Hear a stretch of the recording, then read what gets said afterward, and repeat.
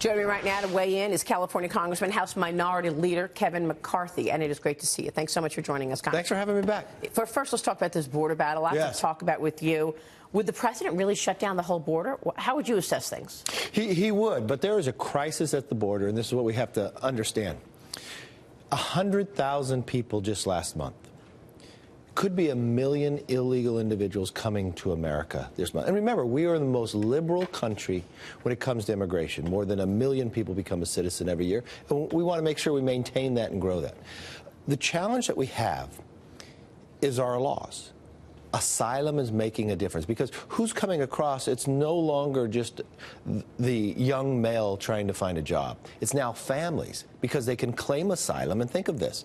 If they're coming, most of them are coming outside of Mexico, but they're passing Mexico before they get to America and they're claiming asylum. Why didn't they claim that in Mexico?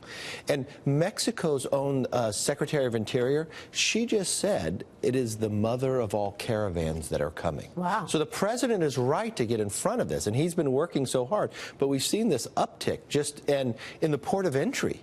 It's breaking records day after day of those who are coming in and claiming asylum. And then you have the Democrats in Congress who have been, to Homeland Security, been holding back beds and others because they want to have those individuals, because of a couple court cases, Flores in the Ninth Circuit, released into the country. And then it becomes a real challenge. And when you look at the statistics, 80% of everybody who claims asylum, once they go through the court case, it is an asylum. So the real answer here is, if you want to claim asylum, claim it back in your country, have the case, and if that becomes true, then you could come into. This is a real crisis, and this is a challenge because the majority party in Congress has wasted their majority. I've been in the room where Nancy Pelosi says, I don't believe your numbers, to our Homeland Secretary.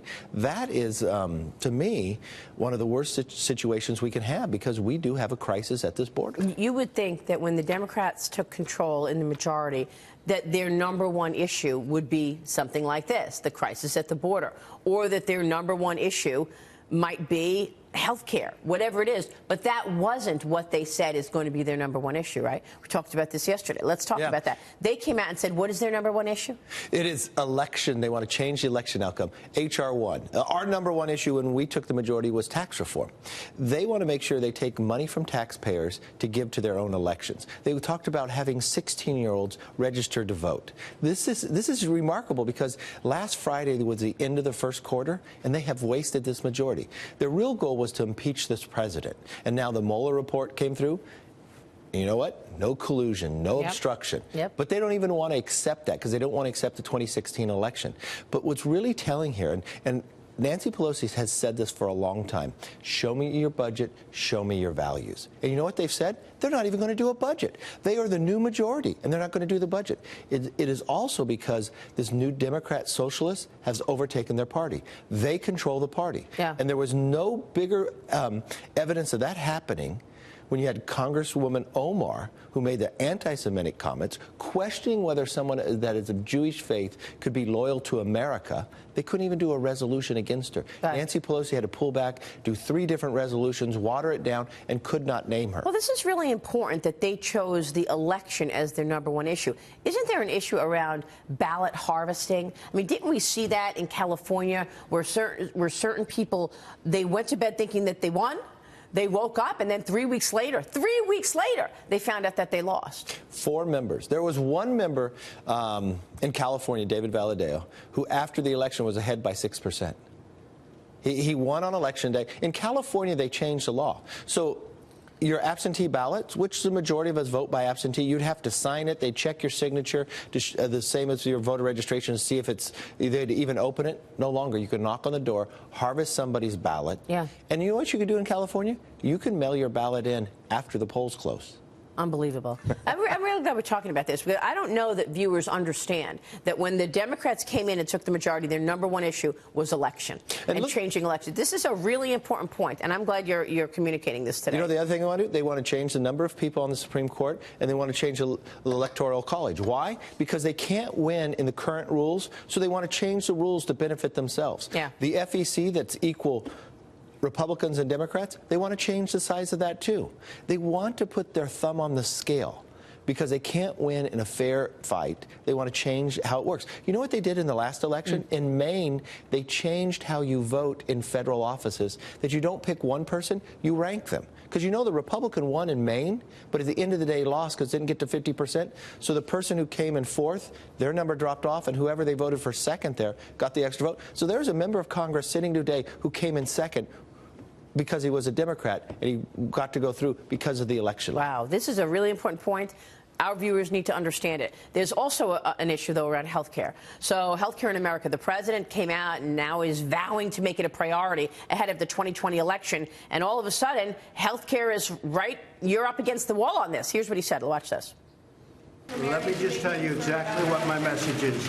The Republican Party will soon be known as the party of health care. You watch. We are going to be, the Republicans, the party of great health care. The Republican Party will become the party of great health care. I mean, Congressman, I understand what he's trying to do here, but you can't just say it to become the party of health care. What's the plan? Well, he wants to drive people because the one thing the president is correct about, the premiums rose under Obamacare. There's fewer options. Remember all those people who were promised if you had your health care, you can keep it? But you know what the Democrats are doing now? Half of the Democrats in Congress have already co-sponsored Medicare for All. And you know what that means?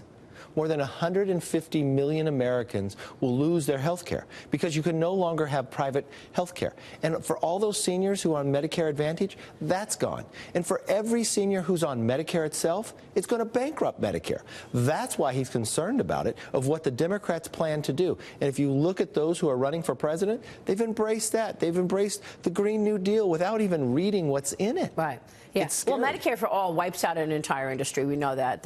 It would be unlawful to get health insurance from the private sector, which, as you say, 150. Some people say it's 180 million. But what's the plan on the Republican side? Well, the Republicans have been very clear, and we have a number of plans sitting out there.